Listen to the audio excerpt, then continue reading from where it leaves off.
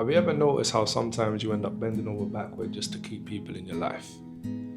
People who choose anything or anyone else above you. People who barely acknowledge your needs. It's a painful cycle, one that leaves you feeling undervalued and confused. The truth is, there comes a point where your best option isn't to chase or convince or to force anyone to see your value. It's to let them do as they wish.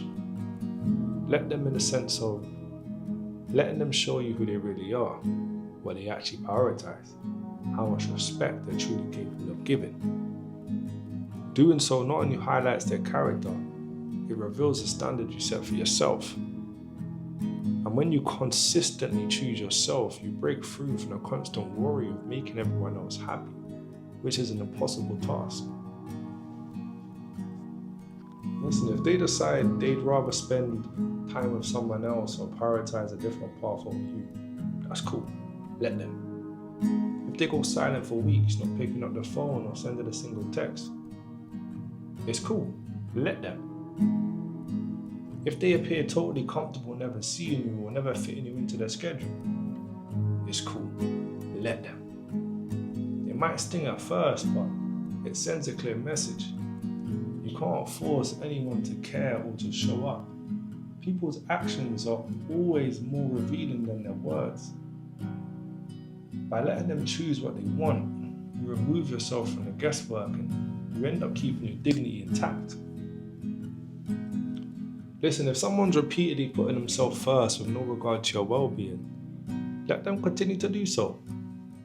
Don't wear yourself out trying to accommodate their every whim.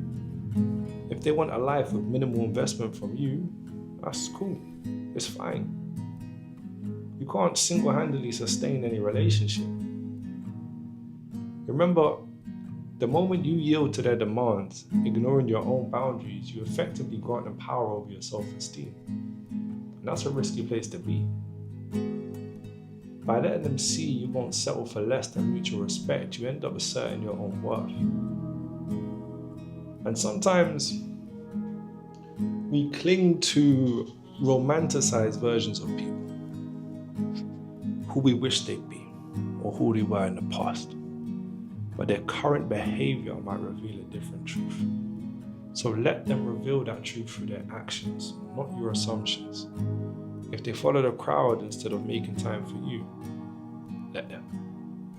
If they misunderstand or misjudge who you really are, let them. If they act that they can live perfectly fine without you, let them. In the long run, you want people in your life who generally want to be there, who see the real you without the constant convincing on your part. And if they decide to walk out your life for reasons that remain unclear or unfair, hold the door. Let them.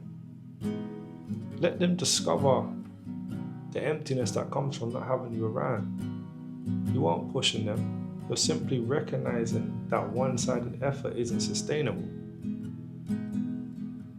You've never been theirs to keep, because you've always belonged to yourself. And that's an important distinction. It means you aren't an accessory or a convenience. You're a person with needs, dreams. If they can't value that, set them free. Let them find what they think they want elsewhere. And it's not enough for them to waltz back unannounced, offering a half-baked apology or blaming circumstances. If they truly regret their choices and want a fresh start, let them demonstrate consistent respect. Let them prove their worth your time by actually showing up. Let them earn your forgiveness rather than expecting it automatically. Let them pick up the phone just to chat about ordinary everyday stuff because they genuinely enjoy talking to you. Let them invite you out on a Thursday because they want your company, not because of last-minute boredom or guilt. In other words, let them do the work to mend the bridges they've burned. A real friend, partner, colleague will take those steps if they truly value you. If they step up and show genuine growth, you can let them back into your circle cautiously, but it doesn't mean ignoring your boundaries. Maintain clarity. Your emotional health isn't something you're prepared to jeopardize again. Notice the difference between kindness and self-abandonment. Being kind means offering understanding when it's deserved and letting them see your open heart. Self-abandonment means dismissing past hurts or ignoring your own needs just to please them. Choose kindness for both of you, but never at the expense of your own well-being. Letting them go might trigger guilt or a sense of blame, especially if you lean towards self-criticism. You might wonder if you were too rigid, if you contributed to them leaving. But if they consistently disrespected your boundaries or put in minimal effort, that's on them. Some of us are hardwired to fix situations, smooth over conflicts.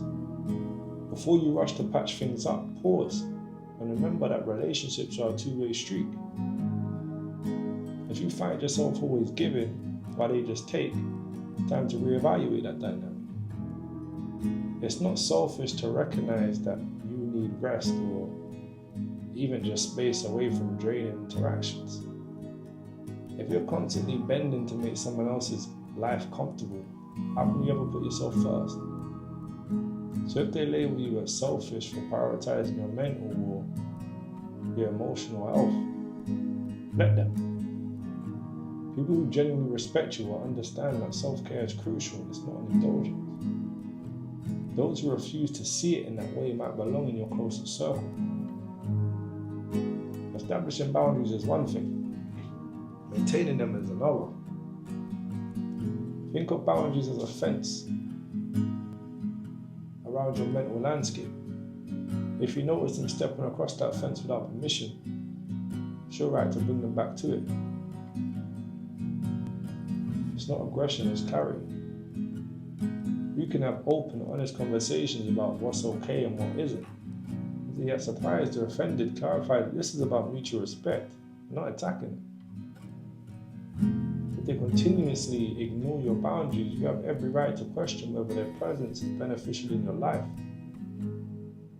Your boundaries don't exist to push people away, they exist ensuring that people who are in your space value and respect you. Often people manipulate you, intentionally or otherwise, by making you feel guilty for having needs. But don't fall for that. You're allowed to want basic decency, clear communication, and consistency. If they constantly fail to meet those expectations while expecting your unwavering support, consider how unbalanced that is. Letting them do as they please isn't about ignoring their behaviors, it's about refusing to engage in a dynamic. You do all the chasing or all the fixing. You let them decide how much effort to give and respond accordingly. Sometimes by walking away, sometimes by letting them prove they've changed. One of the most freeing realizations is that you were never someone else's property to begin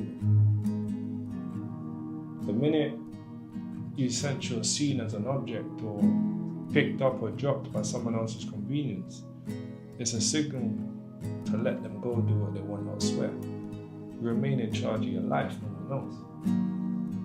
That knowledge should fill you with a quiet confidence. You can be compassionate and caring without giving someone unlimited access to your energy. If they can't adapt to those terms, they're free to leave. That's how a healthy relationship evolves. They're built on choice, not obligation. Ultimately, it's about giving people the freedom to be who they are, so you can see if they match who you're becoming. Let them choose someone else. Let them ignore you. Let them be out of touch for weeks. Let them walk away if they truly will.